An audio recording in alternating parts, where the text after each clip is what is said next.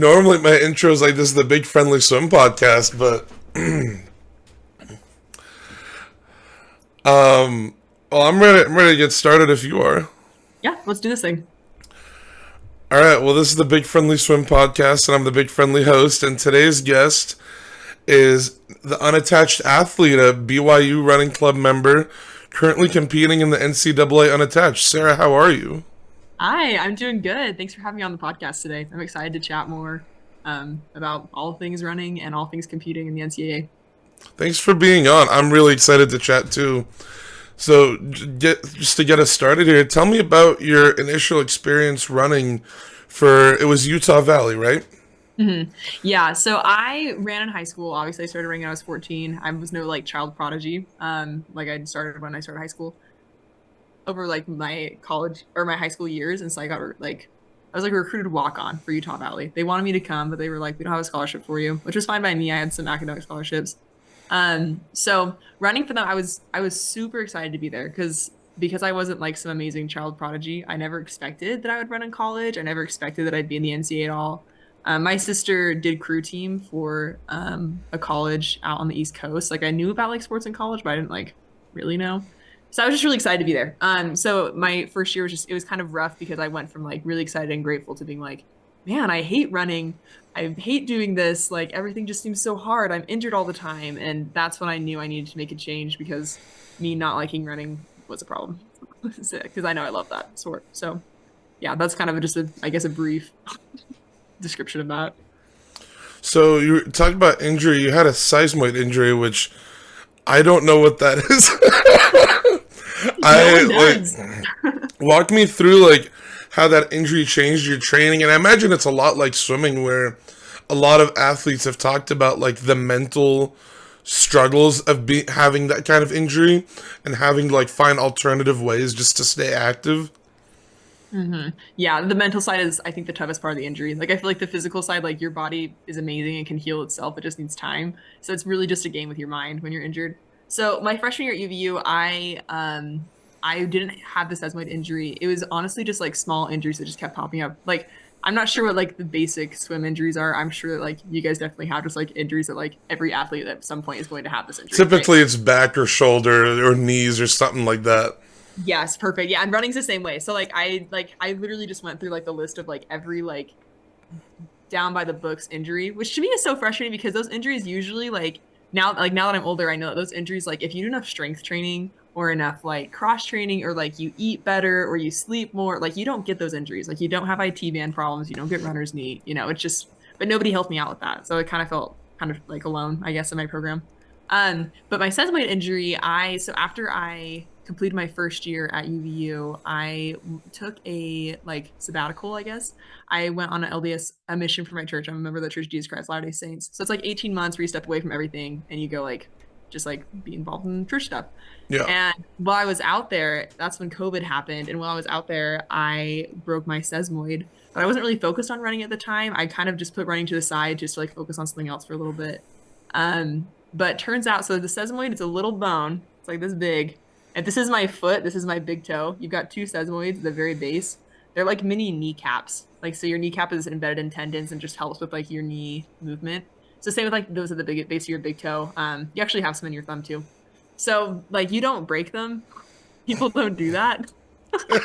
It's so when I broke mine, I was I didn't know what it was, and I would go to PTs and they'd be like, "What's a sesamoid?" I'm like, "Okay, that's great." So nobody.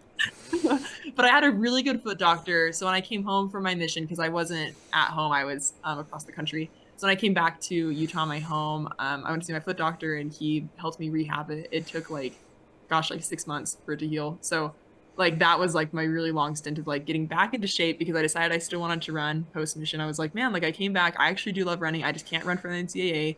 So I just need to find a different way to train. But now I've got to get back in shape and I'm injured. And just figuring that out was kind of wild. So.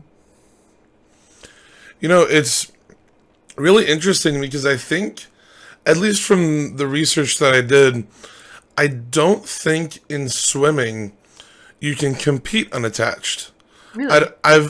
Or at the very least, if it's happened, I've never heard of it, which would be insanely surprising because I've absorbed swimming knowledge like a sponge for like 8 years now. I did read something that like D2 swimming is potentially working on something like that. But talk to me about like signing up for meets unattached. Like, do you have the same years of eligibility? Like, how do you sign up? And then is the qualification process the same for like big events like NCAA champs? Assuming track has those, I'm assuming they do. They do. I love the champs. They're so fun.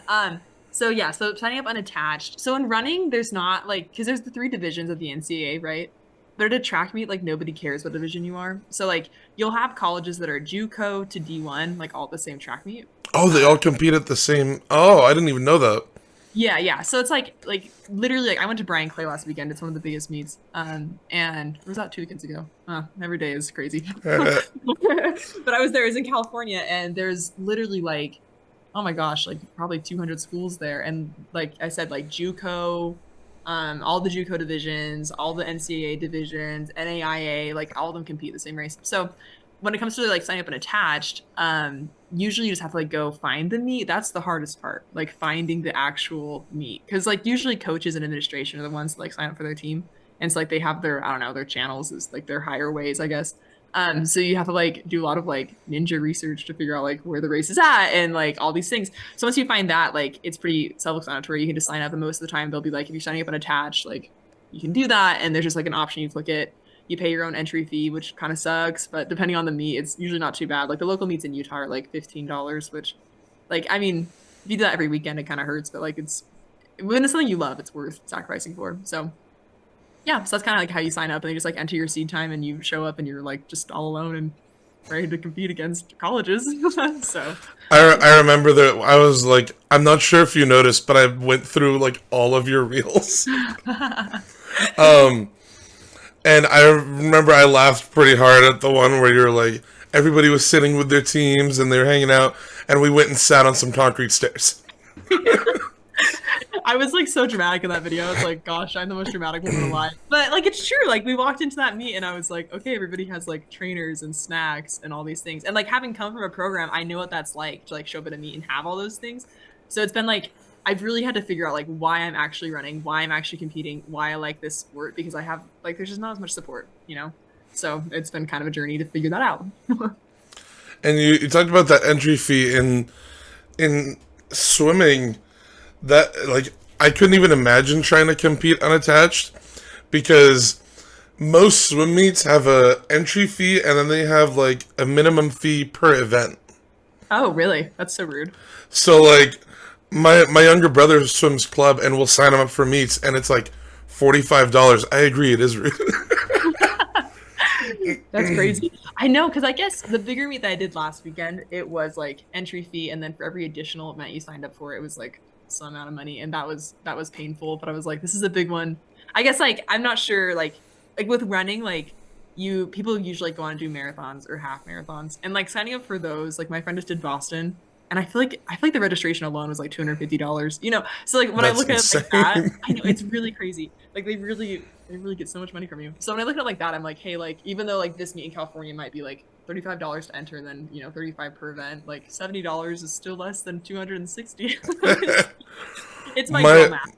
my justification to my girl math to my dad was I'm a distance swimmer, so when he was signing me up for meets as a kid, I'm like, I'm swimming the longest event at the meet. You're getting your money's worth. That's so funny. Oh my goodness. Oh, that is so funny. Yeah, I do. So I do like the middle distance, like not distance, not sprint. Like that's like kind of my thing. And when I went to California, like a month ago with my friend, that video that you watched, she was like, "Are you just gonna fly out here just for like 2 laps?" I was like, "Yeah, I am."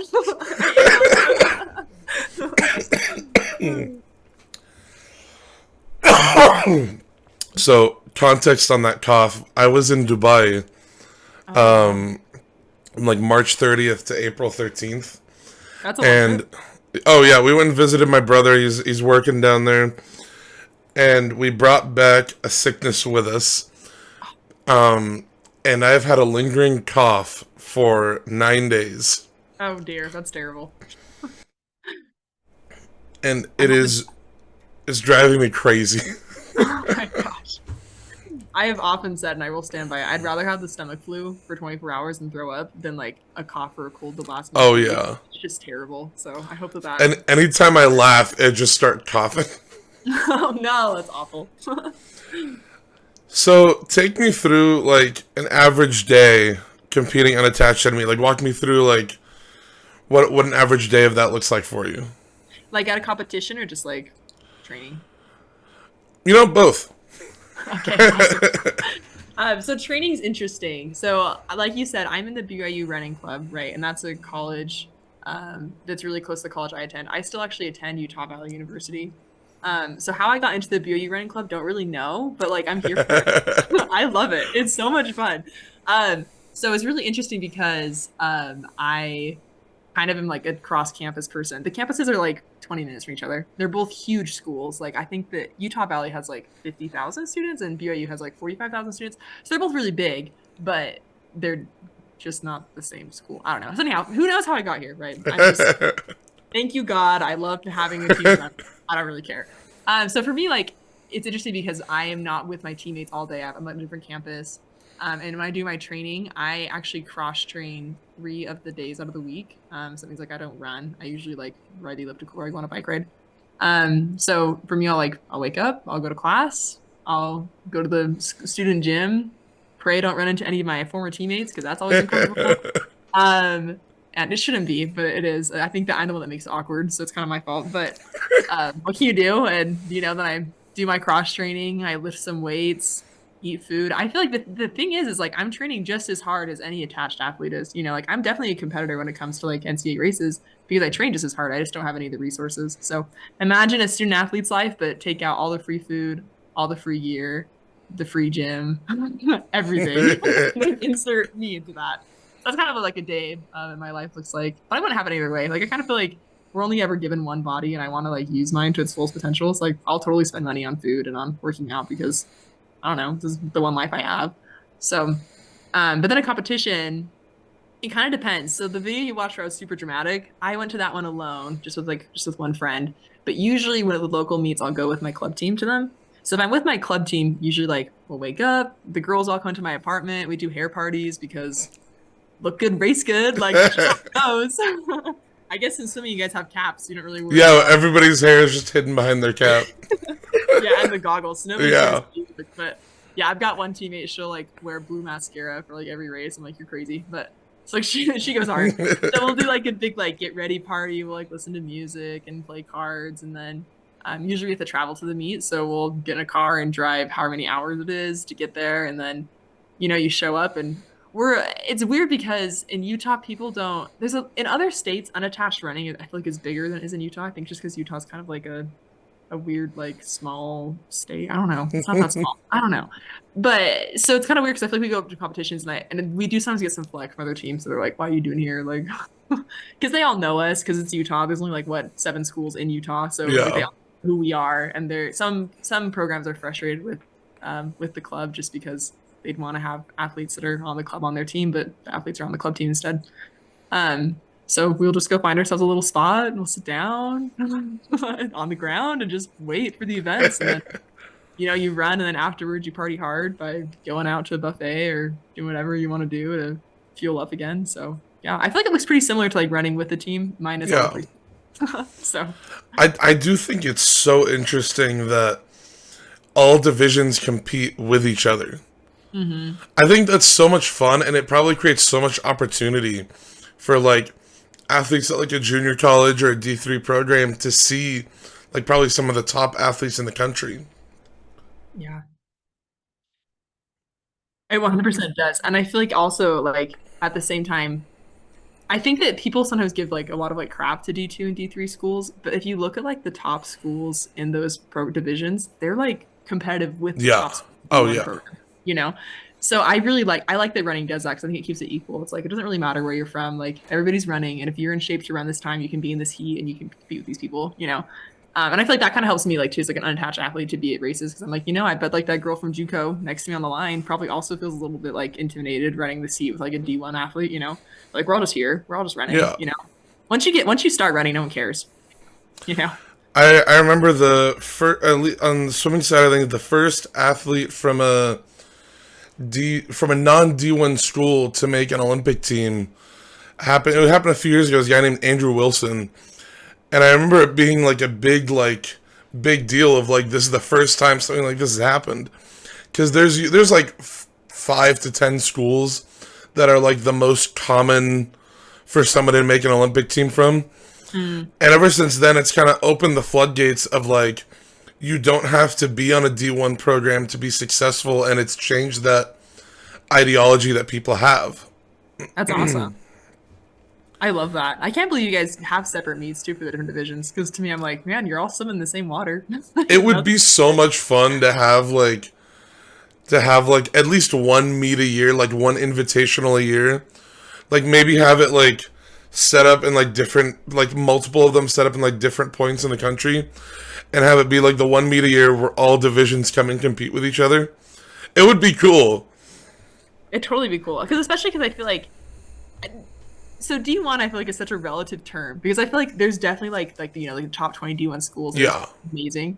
But you have like 70 other schools that are like not that competitive. And so it's like it's not, I don't know. Sometimes I just laugh at the division like differences too because I'm like, man, like a D3 school and this D1 school could totally compete and have a good time with each other. So it's I hope someday the swim lets people do that. It was this year actually that Arizona State finally won their first NCAA championship, and like 15 years ago they were that team that was like not really competitive, that was D1 but like at the lower end of things, and Right. their program actually got cut. Oh, Their program didn't exist from like 2009 to like 2012, oh my gosh. and then now like 15 years later they've won an NCAA title.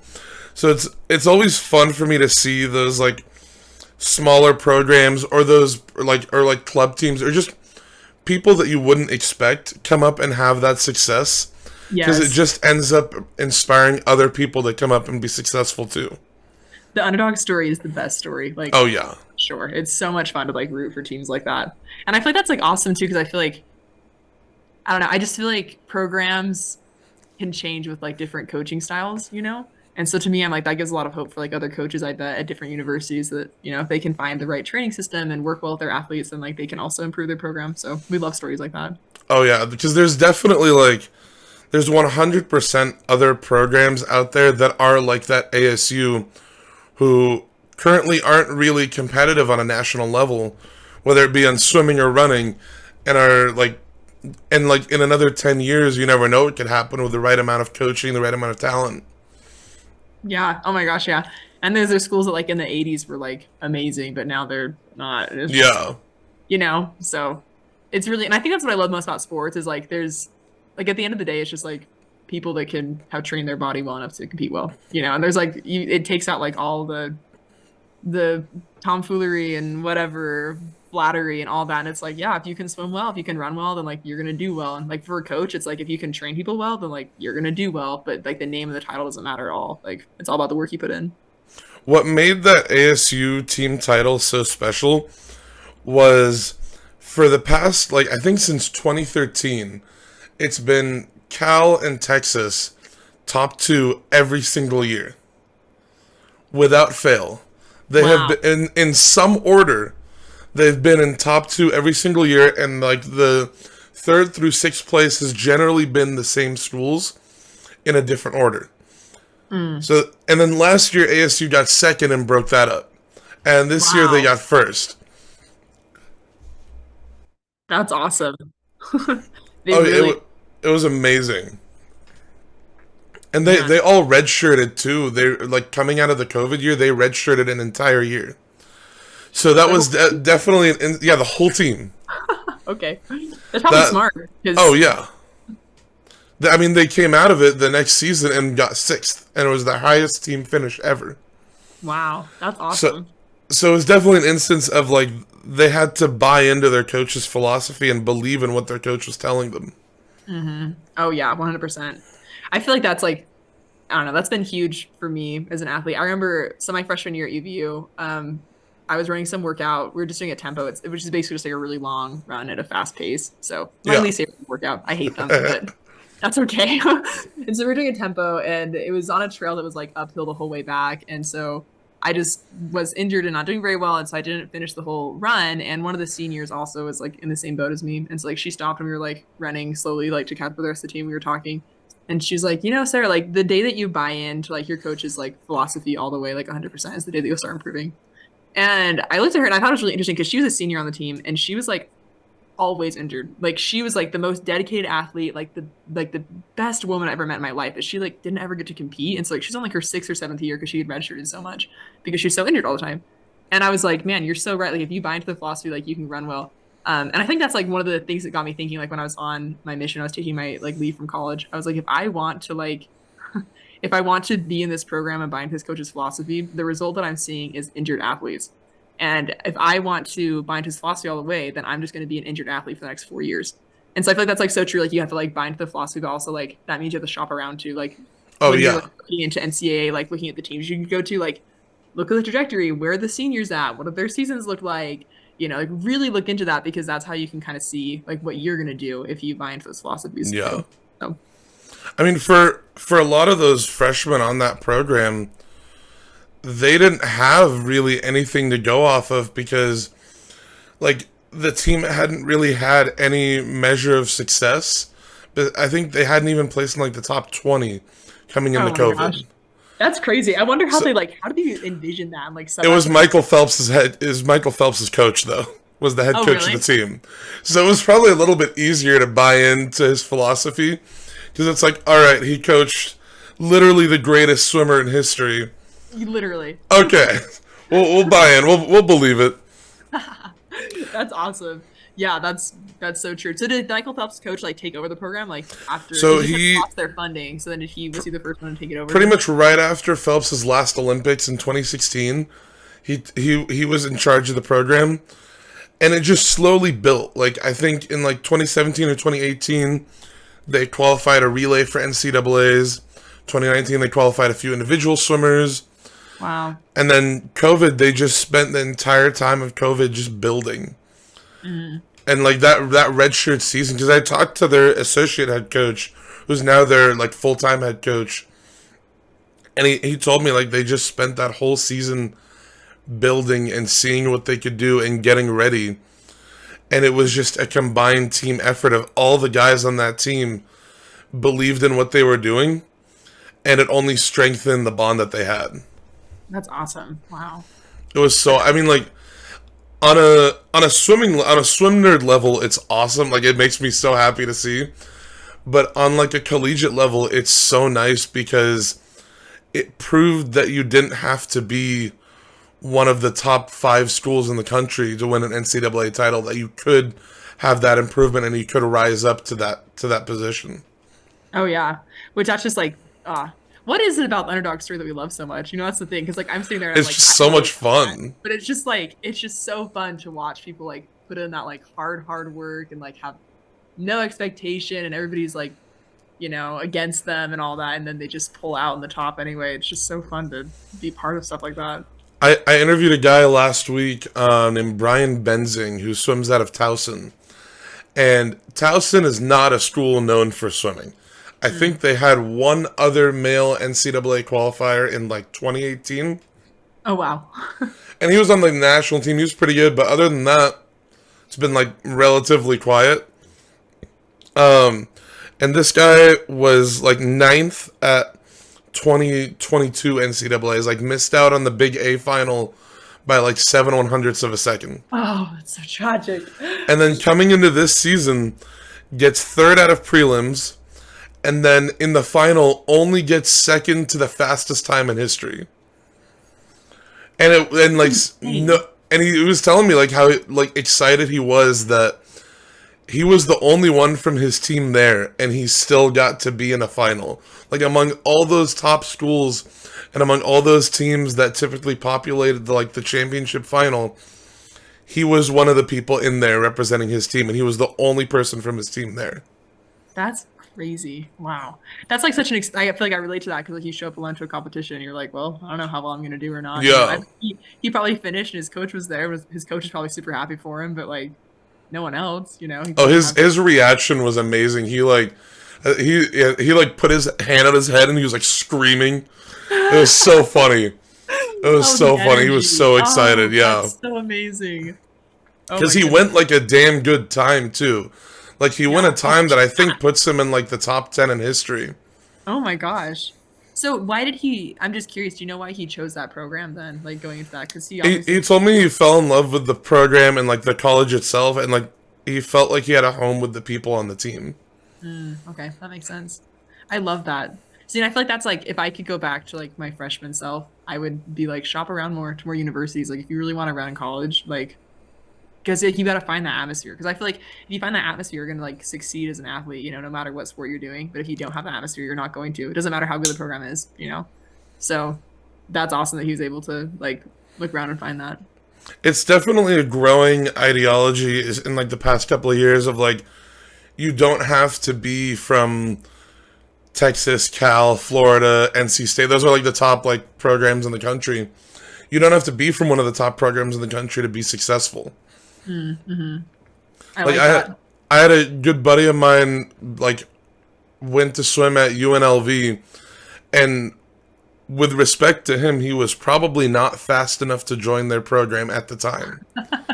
But the coach took a chance on him, and now he's an Olympic trials qualifier, and I think was like 3/100ths of a second off of qualifying individually for NCAA's. So Oh, it's like that's there's no template for success anymore. It's just whatever works best for you.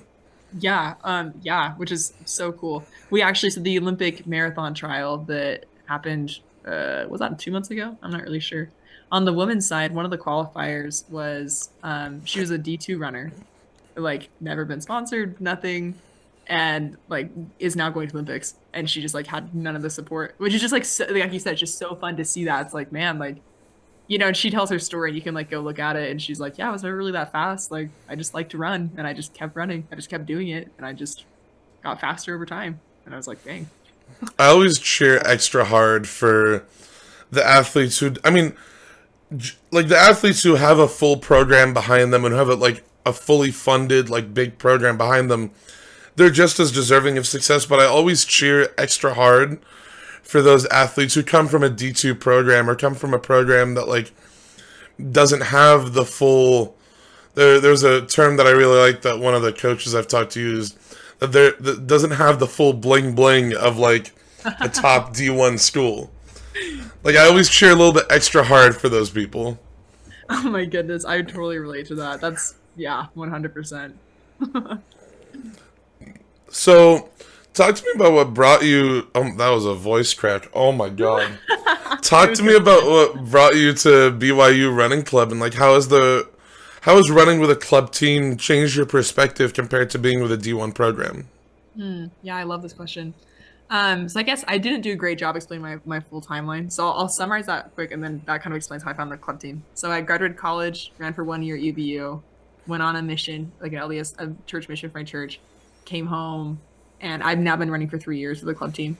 So when I was on my mission, obviously God is a big part of your mission. He's a big part of my life, and so I just like prayed every day. I was like, hey, am I supposed to run in college still? Like, what am I supposed to be doing?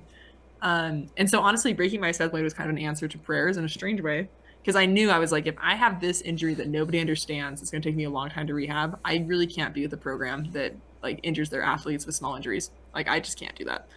And so I was out there. One of the girls that I was serving with, her brother ran for the club team.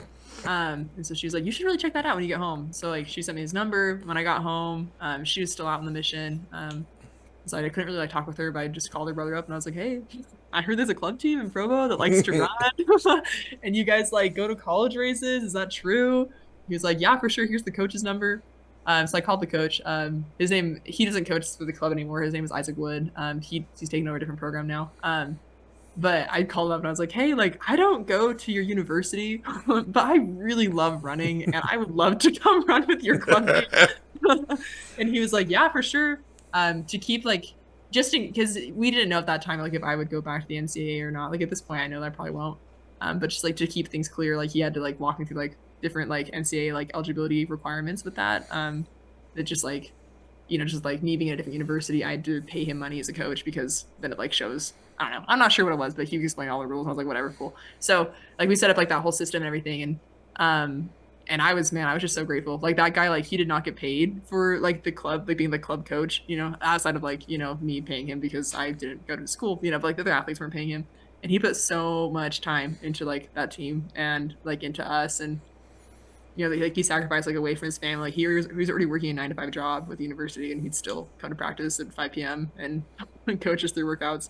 So yeah. So wait, what was the second part of the question? I feel like there's two parts here. Remember? It was, I'm like, how did like being on that club team change your perspective compared to like a D1 program? Yeah. So one thing that I really loved about the club team, so when I joined, there's a few other girls that had also been running for NCAA programs that were now on the club team. So there's one girl that she was at Indiana Tech, which is like a D2 program, and we became like really really close friends. And I remember like probably like my second year running, we were just talking about it, and she's like, sometimes I really miss like having all the gear and having all the the support and all that stuff. But she's like, but for some reason like I feel more like a family with this club team than I ever did with like my NCAA team. And I was thinking about it too, and I was like, I totally agree with that. Like, I miss like all the bling bling, like you should, of the NCAA. But like, I feel like there's just like a certain amount of, and maybe this is just like my fault. Maybe I'm the one that was seeing this and causing this problem. That could totally be the case. But I just feel like because you're on a team where there's like scholarships on the line, and you want to make the travel team, and you want to be the best in certain ways for the team. There's like a lot of like competitive like competitiveness is good, but like there's like a lot of like bad competitiveness where like you don't want your teammates to succeed or you want to be better than all of them and you don't really like care for them individually. And so I feel like on a club team it was just it's helped me to like remember why, because like in high school you're competitive, but like it's high school, man, you're just there for Yeah. fun. And I feel like the club team feels like that. It's like everyone's here for fun, and our club team's fun because like we've got like every type of athlete, like times don't really make sense to you, but like we've got girls that are training really hard to break 6 in the mile, which is like an awesome goal. And then we've got girls like the girls I'm competing with, we're trying to break 4:45 or 4:55. You know what I mean? So we've got like this entire range of like people that just like we come together just because we love running and we want to cheer on and support each other. And I feel like that's like reminded me like why I love the sport, because at the university I totally forgot when I left my freshman year, like after competing for them, I didn't want to run. Like I signed up for a triathlon and I was like, I can't even train. Like going out my door was like it was so hard to like leave my house to train because I was like, I hate this. And so I feel like coming back, it's like taught me like I love this for myself, and I love just seeing how good I can get. I don't care what the girl next to me runs, the girl on the other side of me. Like I'm glad they're there because like they can push me to run better for myself, but like this is all about me. And it's nice not to worry about like, oh well, is my race good enough for me to make a spot? Is my race good enough for me to keep a scholarship? Is my race good enough for me to be faster than so and so girl? Like I don't think care about that. So anyhow, that's long winded. A lot of what you're talking about reminds me of like my experience because I competed with a junior college program. Oh, fun. And we don't have very much bling bling compared to even other junior college programs in our conference. Like there's a team that we compete against who has like comes on the pool deck with like robes, and like when they go to travel meets they fly on planes, and we've got our team bus. Yeah. So it's like we never had much of that like crazy stuff that like a more fully funded program would have. But we always had like a team bond, like a really, really strong team bond. And like for me, my experience where I wasn't sure if I wanted to keep swimming was right after COVID hit. It hit like March 2020, and it was right about the time when I was figuring everything out. Like I had fallen out of love with swimming for a bit, and I like was feeling a little bit burnt out, not sure what I wanted to do. And then like right when my first meet and my first college meet ever, I started to figure things out a bit. And I was out of the house like 7 a.m. for morning practice to like 9 p.m. at night because I would go and coach after class. Oh my gosh. So when COVID hit, it was like, okay, I have no idea what I'm going to do now. And then we found out that we would get our season back, that we would get our eligibility back. We also found out that our 2021 season wouldn't count. Like we could compete as much as we wanted, but it wouldn't count towards our eligibility. That's nice. And we had maybe 7 people on the team. Like we had like 4 or 5 men, and like maybe 3 or 4 women on the team. We were getting COVID tested like 3 times a week, Oh gosh, but yeah. it was like we Hated that. got to be there and we got to compete, and that was like the driving force of like what kept everybody safe, what kept everybody healthy. And then I ended up getting 4 years of college eligibility out of what was supposed to be two. Oh, let's Because go. California community colleges only get 2 years of eligibility, Oh, that's which is so dumb, but it's okay. Um, so for me, that like learning experience, it ended up giving me like a new lease on my swimming career. Because mm. now I was swimming with that freedom of like I never was supposed to have this time. I never was supposed to have these extra 2 years. So I can swim with a lot more freedom and a lot more happiness knowing like, okay, I'm not on the most fully funded program in our conference in the state, but we consistently were able to get first or second in our conference Mm. just off of the strength of our team and the strength of the training that we did without having that bling bling. Like we would sell Christmas trees in December Oh, in let's order to go. be able to pay for like team hoodies. That was like that was the trade off there was if you guys sell Christmas trees we get team hoodies. Oh, that's fantastic. And you talked about like that difference in like people that we have on the team and like people who are training for different goals. We had a guy on the team this year who had never like learned how to swim in like October Oh gosh, that's amazing. and then ended up swimming the mile, the longest event on the program. Oh, that's terrible. Yeah, I can't imagine I how mean long that he would be. scored points, but like it was like, and it's not like he was even forced to do that. Like he volunteered, he wanted to. That's crazy. We had a guy on the team who had swam on the very first iteration of the team in 2012, and then came back because he had one more year of eligibility in his 30s, Oh, and was going best times. It was I like love that. I'm like he beat me. Okay, this is another offshoot tangent.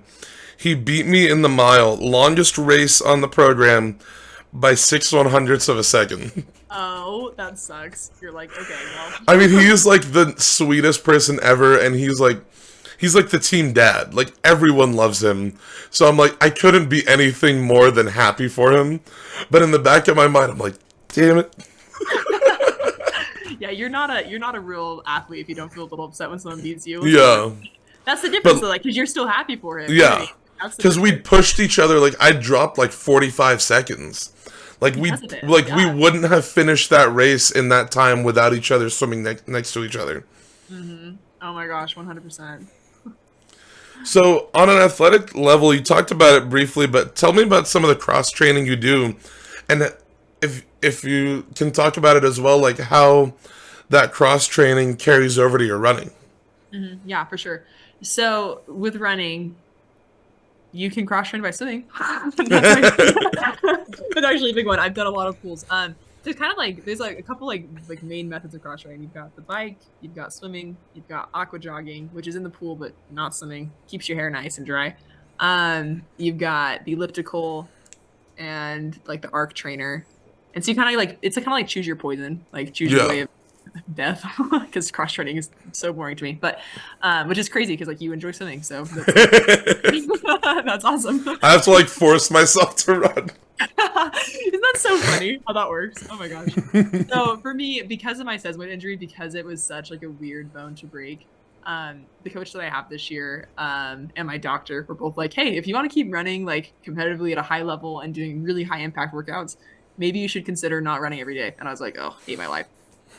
Because I love running every day. That's like it's like the thing is like when you're doing the sport like unattached on a club like I am, like I don't do it for any other reason than like I love it so much. And it's like Yeah. my life, it's like my lifestyle to be healthy and active.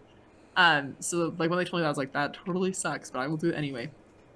So honestly, when it comes to cross training, like the heart doesn't know the difference between what you're doing, and running's all about like having that cardio fitness. So you get on whatever machine you want to get on, and you get your heart rate up to whatever you need to get up to for however long you need to get up to that thing, and you just hold it, and then like it just trains your heart and lungs, honestly. So for me, like because I do like my workouts running, and then I do my easy days cross training. So for me, I try to keep my heart rate between 140 and like 155 ish when I'm cross training. So That kind of sucks. I'll be real. It's terrible. I've taken like teammates with me cross training. They're like, Sarah, you're such a beast on the elliptical. And I'm like, no, it's just the only thing I can do. Like, why? There's nothing else I can do. And honestly, like I said, because the heart doesn't know the difference, like I've been able to get into really good shape and stay in really good shape. And like I'm running faster times now than I have my entire life, running like a fraction of the miles, which is crazy because a lot of programs, I'm not sure how it works for swimming, but a lot of programs for running, they're like, the more miles you can run, the better you'll be as an athlete. So like at the program that I was at, we had boys running 120 miles a week. We had girls running 75 to 80 miles a week, which is just That's insane. So now you can see where they got injured, right? Like that's how they get hurt all the time. You know, because you're doing that on cement too. Like you're just pounding your joints to pieces. So like, and so that's kind of like a belief that everybody has. So it's been really fun for me to be like, oh no, like it's not really about like the miles you put in. It's about like your heart fitness, you know? So I'm probably putting in the same amount of time as someone training those amount of miles, but like I'm doing it in a way that's like way better for my joints, and I've stayed healthier because of it. So yeah, but it's hard on the mind. It is hard on the mind. My ADHD is so curious. You talked about running on cement being like hard on the joints. What's like the best thing? What's like the best surface to be running on? Dirt. If you can run on dirt, you're That makes sense. yeah. Yeah, it's like cement's the worst, and like asphalt's like a little better, and then it's like dirt and grass. Like that's the greatest thing you can do for yourself. So You know, in swimming, it used to be the main ideology that like you need to swim a lot of yards in order to be a fast swimmer. Like you need to be this like swimming like 10,000 yards a day in order to be a good swimmer. And now there's been a lot of coaches and a lot of athletes who've sort of changed that mindset. Now, like my club coach when I was in high school, we did not swim like a lot of yards compared to other programs that were similar to us. But everything we did was geared towards either a specific stroke or a specific like aspect of our technique, and it was really focused and detailed to make sure that all of the yards we were doing were of quality, and we weren't just doing extra garbage yards for the sake of it. Now, me being a distance swimmer, I would still swim a lot of yards.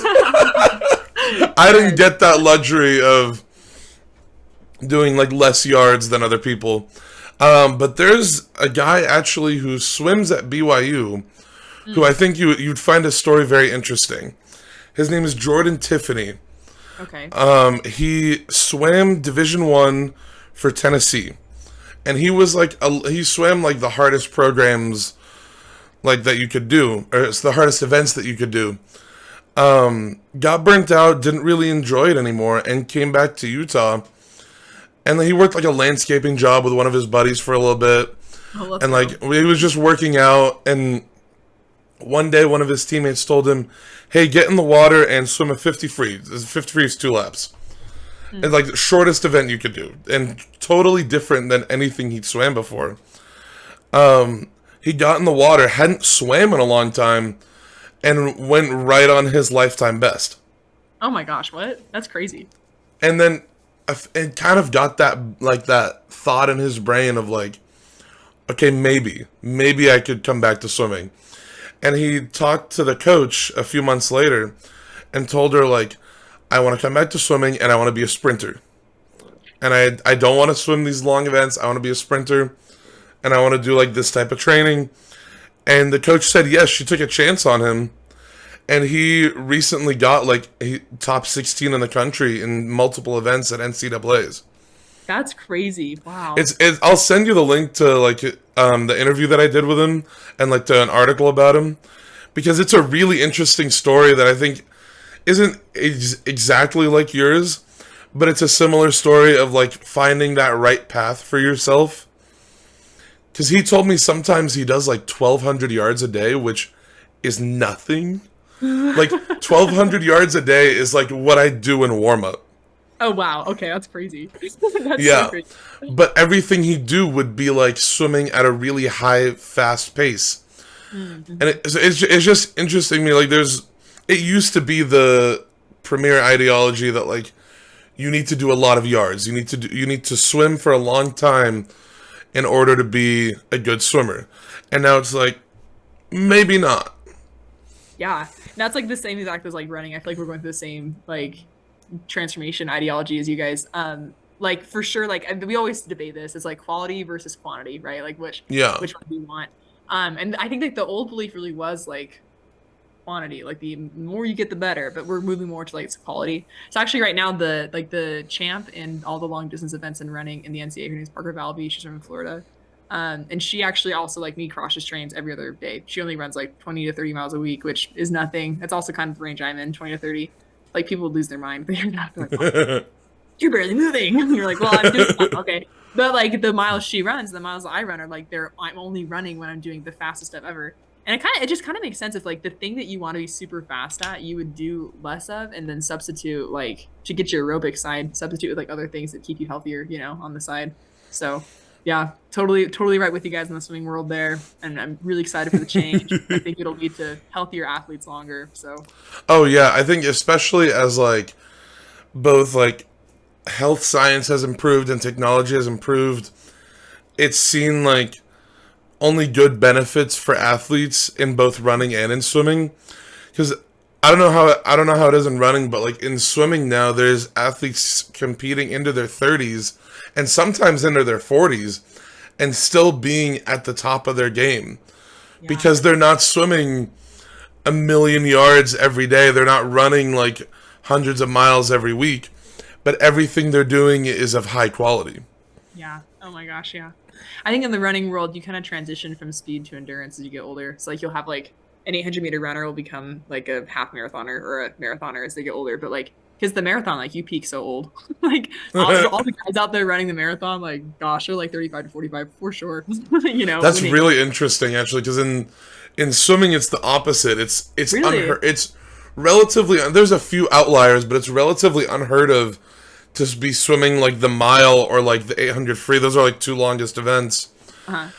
as in the pool past like age 30. But actually in like open water marathon swimming, like the 10K, there are a lot of older people in their 30s. So I don't know. In the pool in the pool at least, relatively as you get older, you start swimming shorter events. That's so interesting. That's so interesting how that works. So my last question for you, and one that I think should be kind of fun, what do you think brought out your passion to run? Like as a you said you started running when you were 14, so as a young teenager, what was the initial thing that got you to be like, I want to try this out? Oh my goodness, what a good question. I'm gonna have to think about that for a second. I was actually talking to a friend about this last night. I asked him like why he was so into running, and he's like, I don't know, it just happened. And I was like, oh. So yeah, so growing up, I actually danced. I liked ballet and all that. And when I was 14, my mom was like, hey, time for you to start paying for your dance lessons. And I looked at how much dance lessons cost, and I was like, I won't be dancing anymore. So from there, it was kind of like, okay, so like, what's like the next thing that like I kind of want to do? And I have no idea why I chose running. Like, what 14-year-old girl is like, yeah, I want to be a runner? I'm like, what? But I can't imagine my life without taking that turn. Like, because I guess to me now, like running, it just makes sense if that makes sense. Life can be so crazy. I feel like, just as a human in the world, you experience so much like hard things, like mentally, emotionally, like with, family, with friends, with just people, like hard things happen. And I feel like running just become like such an escape for me, like nothing, when I get on the track, nothing matters. Like it's just me running. Like the rest of my life, it's not there. Doesn't matter, and nobody cares. Nobody sees me as like, oh, like, you're Sarah who's been through X, Y, or Z, or you're Sarah who's experienced that. It's just like, nope, like you're just a runner. Like no one cares. And so I feel like running to me is like, it's come to mean so much because it's like, not like an escape from reality in like a bad way, but like a way for me to like process life and push hard. And it's been interesting too, because like, I'm graduating college in 2 weeks, crazy. And I think just like thinking about like going into the real world and like, am I gonna make it? Like, am I gonna find a job? Like, how am I gonna work hard? And it's been so reassuring to be like, okay, if I can get on a track when I'm feeling like crappy as heck from like whatever's going on and still run a great workout or a great race, like I have the mental stamina and the endurance to like push hard in other areas of my life, you know? So I feel like it's just made Yeah. me like the best possible version of myself possible, and I really have running to thank for that. So not really sure if that hit your question, but that was my my No, rant. that was great. I mean, like, I think when I was a kid, I feel like I've always had a love for being in the pool. Like, I've always just okay, that's not true. When I was learning how to swim, I hated it. I I actually understand. I learned how to swim from this really old, like, Serbian woman named Barbara. Oh And I no. remember I was the most respectful little 5-year-old kid because I walked up to her one day and I was like, Barbara, excuse me? She was like, what's up? And I'm like, did you know that I hate you? Wow, Barbara put up with some crap. That's for Yeah. sure. Oh, yeah. But it was sometime in middle school that, like, I'd just go to, like, our local YMCA and I'd just swim. Mm, Like, just not really with any purpose or anything. I'd just be in the pool and just kind of hang out. right. And it was, but the definitive moment for me was the 2016 Olympics.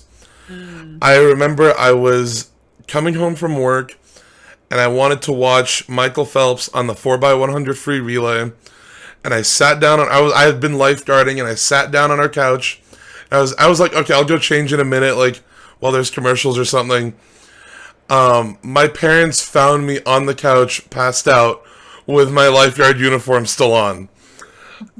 And like ever since I started club swimming, like a month later, like so ever since then, that was like my definitive moment of like I Mm. fell in love with swimming. I'd liked it before, but like I started absorbing swimming knowledge like on an unreasonable level. I Like it's really been relate to that. 8 years, and I could still probably like for a time I could name if you named someone on the 2016 team, I could tell you what they swam, the times that they went, and what their placing was from prelims to semis to finals.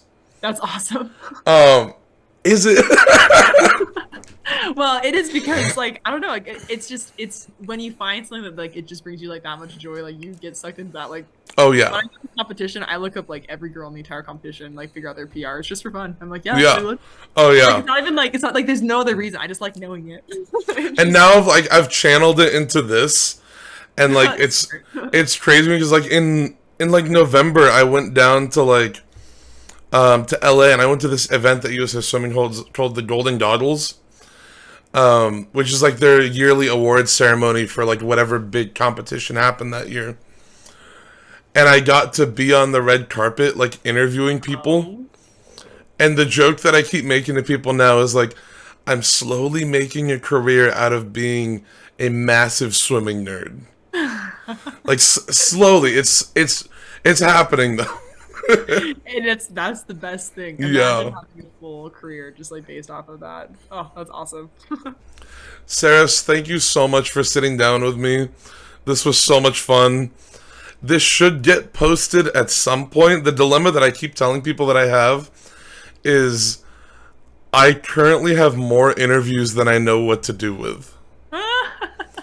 Like right now, if I posted them weekly, I'd be in the first week of July. That's amazing. Oh my It's goodness. amazing. I'm so happy. This will get posted sooner rather than later though, because I'm excited to post this. Ah, yes. Thank you.